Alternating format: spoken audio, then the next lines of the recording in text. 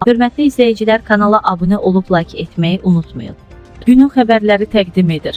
Bakıda gənc iş adamı idman zalında məşq edən zaman qəfildən ölüb. NES 24 AZ xəbər verir ki, hadisə paytaxtdakı idman zallarından birində baş verib. 35 yaşlı Toğrul Tapdıqzadə idman zalında məşq etdiyi vaxt qəfildən halı pisləşib. Zalda olanlar ona yardım göstərməyə çalışıb. Hadisə yerinə təcili tibbi yardım çağırılıb. Lakin iş adamının həyatını xilas etmək mümkün olmayıb.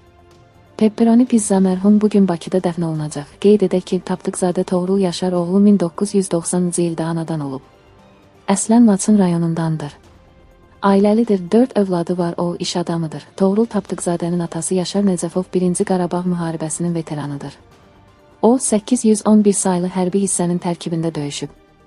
Laçın və Ağdam uğrunda gedən döyüşlərdə iştirak edib, ağır yaralanıb. Yaşar Nəcəfov özü də iş adamdır, sahibkarlıq fəaliyyəti ilə məşğul olur.